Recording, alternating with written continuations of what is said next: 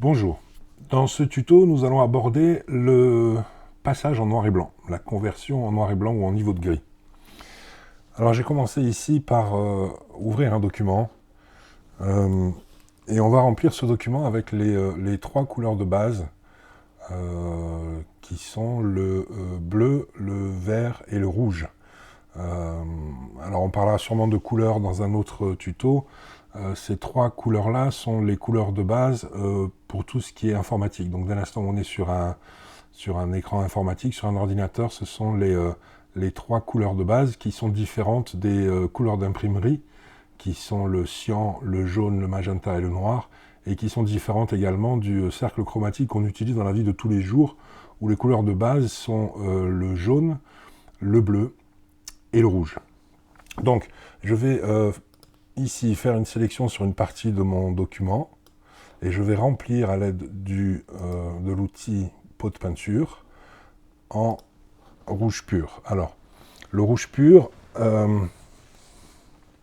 il est à 255 de rouge. Une couleur pure est toujours à 255 et 0 ici pour le vert et 0 ici pour le bleu. Donc, ma couleur rouge la plus pure est bien 255 de rouge. Je vais remplir ici, je vais valider la couleur et je vais remplir ici d'un rouge pur. Je vais faire maintenant une autre sélection juste à côté et je vais remplir cette sélection ici, toujours avec le pot de peinture, et je vais choisir cette fois-ci un vert à 255 et je vais donc remettre les rouges à 0. Voici donc mon vert pur. Je vais cliquer OK, je vais remplir cette partie-là.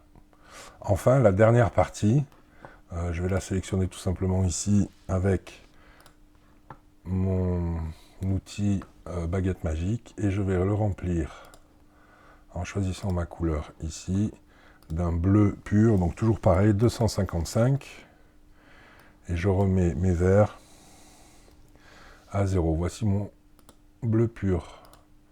Voilà. On a ici donc nos trois couleurs de base dès l'instant où on est sur un ordinateur. Alors, ce qu'il faut comprendre, c'est que ces trois couleurs ici sont les trois couleurs pures, mais en même temps, on voit bien qu'elles ont une présence colorimétrique qui est légèrement différente, le vert étant plus présent, le rouge un petit peu moins et le bleu semble être un petit peu moins présent également. C'est dû à tout simplement notre cerveau qui corrige certaines choses et le vert est la couleur que l'on voit le mieux, qu'on voit le plus. C'est pour ça qu'en post-traitement, c'est toujours un petit peu plus compliqué de travailler sur les verts que sur les autres couleurs. Et souvent, c'est le jaune qui va affecter le plus le vert. Le vert étant composé dans la vie de tous les jours, bien sûr, de bleu et de jaune. Donc on a ici, on voit ce calque, le calque 1 ici, donc qui est composé de nos trois couleurs, d'accord, et ici l'arrière-plan qui est blanc. On va essayer donc de faire une conversion de ces trois couleurs. Alors il y a plusieurs manières de le faire, on va passer tout simplement ici par la teinte et la saturation en premier, d'accord, donc je rajoute ici un masque de teinte et saturation, et je vais baisser la saturation de la totalité ici de mon calque. On s'aperçoit d'une chose, c'est que au final, ces trois couleurs sont de la même intensité. Alors ce qui est normal puisqu'on a au départ choisi des couleurs pures. On voit qu'on a perdu complètement le contraste de couleurs. C'est-à-dire qu'on a effectivement un fichier qui est en niveau de gris, mais on n'a plus du tout de différence entre les trois couleurs. C'est-à-dire qu'on a un aplat de gris, hormis cette ligne-là qui est la ligne de sélection, j'imagine. On perd complètement la dynamique, ici, des trois couleurs, le contraste de la couleur en soi. On parlera sûrement dans un autre tuto des 7 contrastes de couleurs. Donc, une conversion ici, avec la teinte et la saturation, en désaturant complètement notre image, nous donne bien un niveau de gris, mais on s'aperçoit que toutes les couleurs, en fait, les trois couleurs qu'on a, sont de la même tonalité de gris. D'accord ? Donc, si on a effectivement une image qui comporte des couleurs assez vives, mais qui sont proches d'une couleur pure, quand on va convertir en noir et blanc, on risque d'avoir une photo qui va être relativement grise, ce qui est exactement le cas ici. On va essayer une autre méthode. On va aller chercher un petit peu ici dans nos masques et on va aller dans le masque de noir et blanc. Et on voit ici qu'on a deux choses différentes. On a ici une partie qui est plus sombre et ici deux couleurs qui sont de la même tonalité de gris à nouveau. Donc la conversion en noir et blanc se fait d'une autre manière que la désaturation en elle-même. Et on voit ici donc le bleu qui est là, qui était la couleur la plus sombre, enfin du moins qui nous paraissait la plus sombre. Quand on convertit en noir et blanc en passant par un masque de noir et blanc ici, effectivement c'est la plus sombre, mais les deux autres, les rouges et le vert, sont de la même tonalité également. Donc, c'est pas forcément ce qu'il nous faut non plus.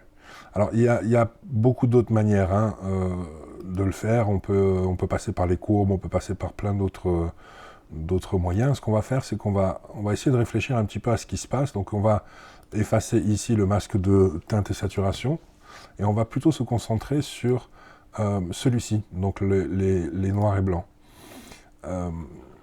Pour une raison simple, c'est qu'en fait, quand on va dans l'onglet ici, que je rappelle, des propriétés pour le noir et blanc, on a des couleurs sous-jacentes. C'est-à-dire qu'on voit ici qu'on a bien des couleurs qui sont toujours présentes. D'accord ? On a 6 couleurs, le rouge, le jaune, le vert, le cyan, le bleu et le magenta.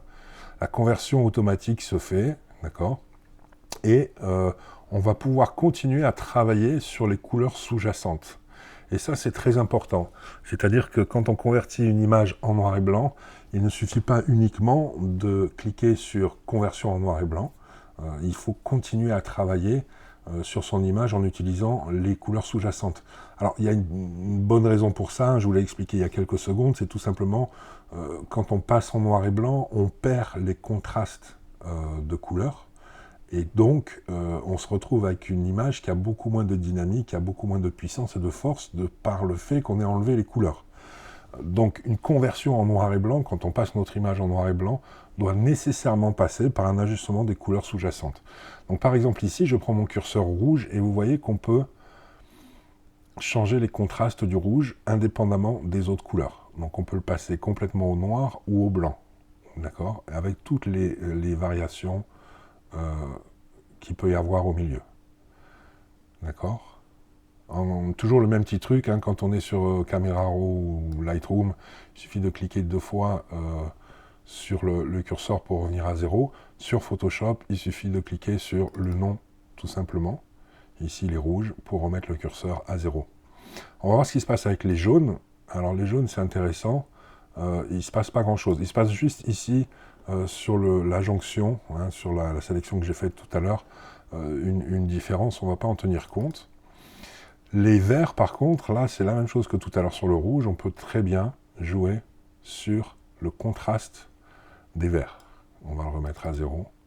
Les cyans, il n'y en a pas, puisqu'on a pris soin de prendre les 3 couleurs les plus pures. Le bleu, ici, on va jouer sur les bleus exactement de la même manière que ce qu'on a fait sur les rouges et les verts. Et ici, donc le magenta, effectivement, il n'y en a pas, puisqu'on a choisi les couleurs pures. Donc du coup, je peux très bien, à partir de cette image que j'ai à l'écran, la mettre en blanc, en poussant les 3 curseurs des bleus, des verts et des rouges, ou la passer en noir, ici. D'accord ? Et je peux changer le contraste de n'importe quelle couleur, indépendamment l'une de l'autre, pour gagner ou perdre du contraste. Ok ? Alors, on va voir ça sur un cas particulier. J'ai ici une image que je vais vous mettre en plein écran, qui est un paysage, tout simplement. Je vais prendre donc ce paysage et je vais lui faire une conversion, comme on en a vu tout à l'heure, en teinte et saturation, et je vais baisser la saturation à 0.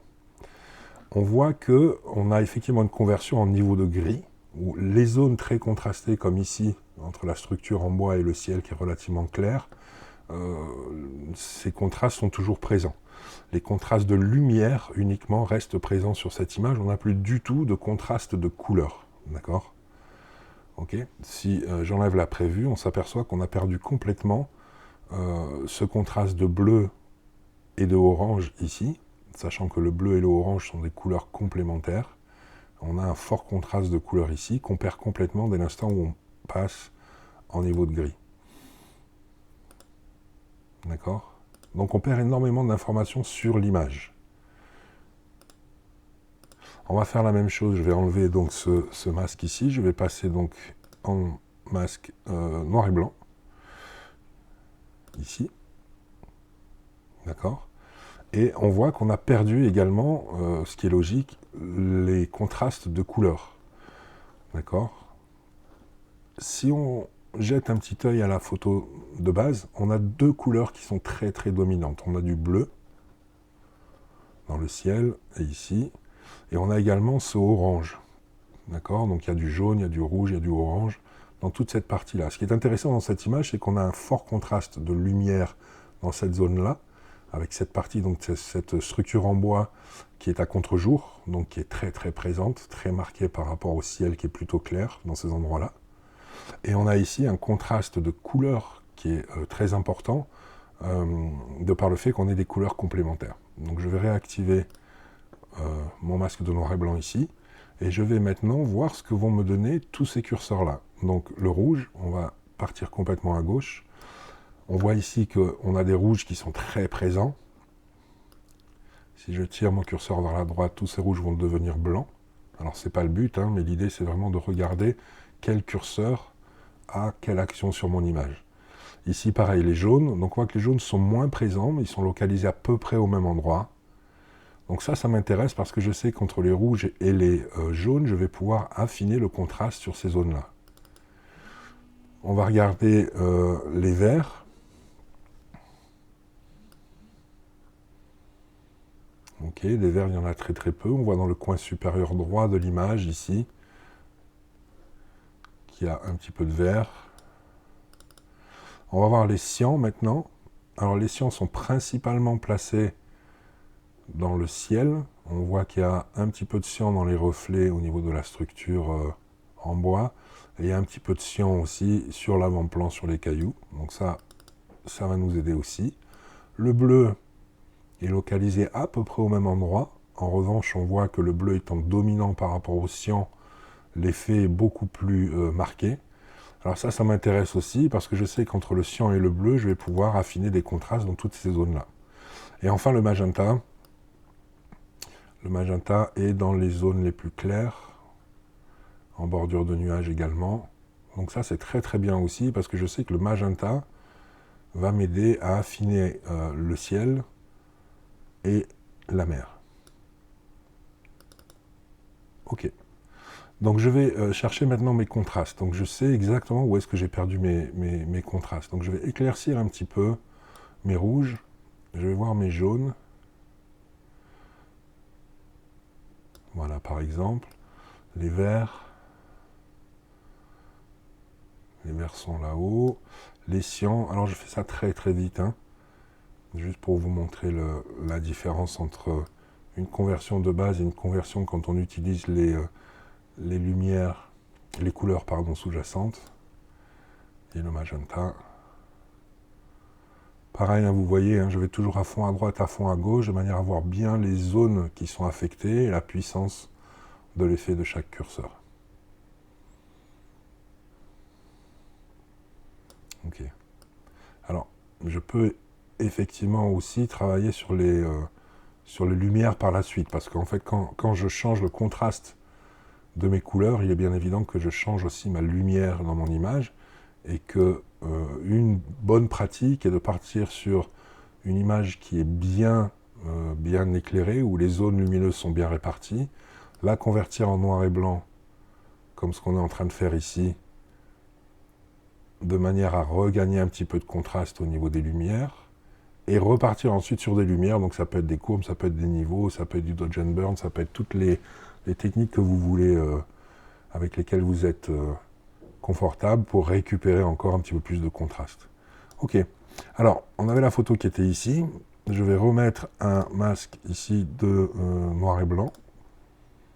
Ok, donc ça c'est la conversion automatique faite par Photoshop, et ici, la conversion qu'on vient de faire. Donc vous voyez qu'on a ici une image qui est plutôt agréable, mais qui est relativement plus plate que celle-ci, avec laquelle on a travaillé sur les couleurs sous-jacentes.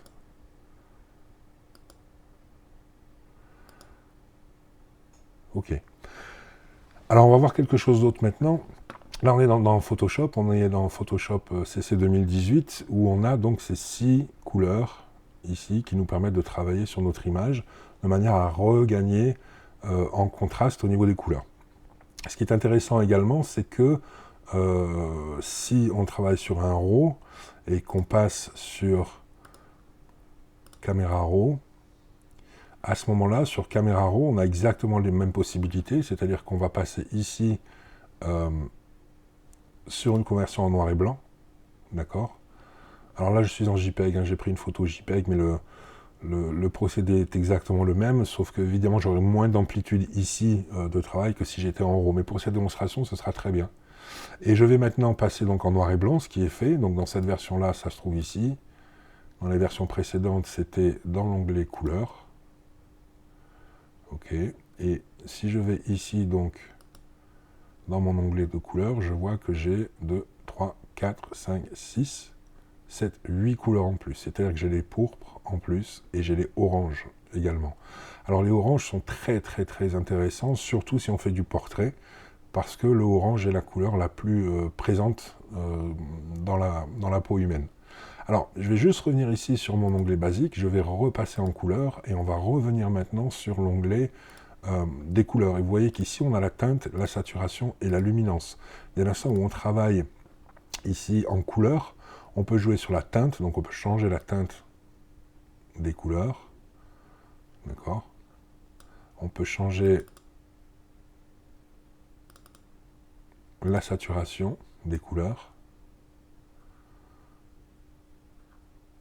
Et on peut changer également la luminance.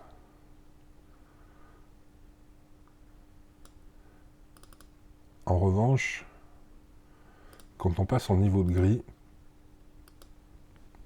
cet onglet ne s'appelle plus teinte, saturation, luminance, mais s'appelle mix de noir et blanc, tout simplement. C'est-à-dire qu'on ne peut plus jouer sur la teinte et on ne peut plus jouer sur la saturation, bien sûr, puisqu'il n'y a plus de teinte ni de saturation.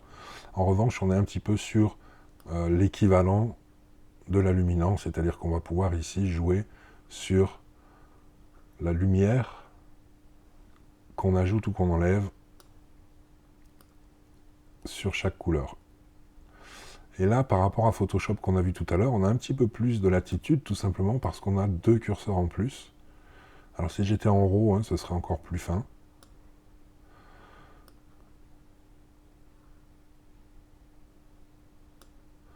Voilà, on va regarder un petit peu ce qui se passe ici.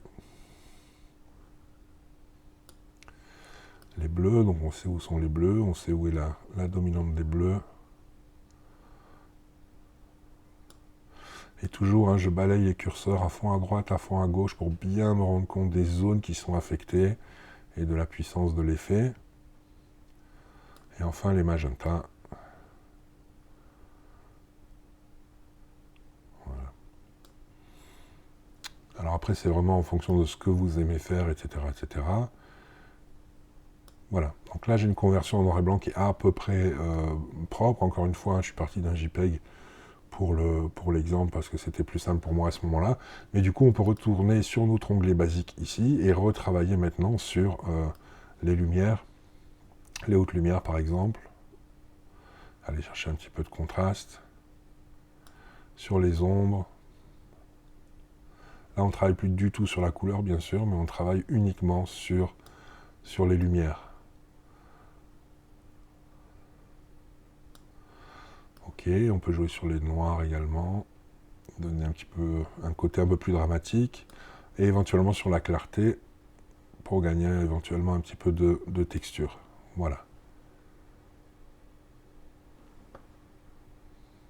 On va voir un petit peu ce que nous propose le correcteur de voile. Oui, alors on pourrait rentrer dans quelque chose d'assez excessif. Voilà, et puis éventuellement revenir ensuite sur nos couleurs pour voir un petit peu en fonction des lumières qui viennent d'être ajustées. Il ne faut pas hésiter à retourner une fois, deux fois sur certaines zones pour affiner un petit peu votre image. Alors il faut faire toujours attention à ne pas aller trop loin. C'est-à-dire en fait si je pousse mes oranges un petit peu trop loin, on voit ici qu'on a des oranges qui sont très présents. En revanche, regardez ce que ça fait, ça va nous faire des halos ici en bordure, parce que le orange est plus présent à première vue dans la bordure de cette image ici, de ce nuage, et donc voilà, l'idée c'est de revenir à des zones de transition qui sont un peu plus propres et un peu plus logiques. Voilà, idem ici.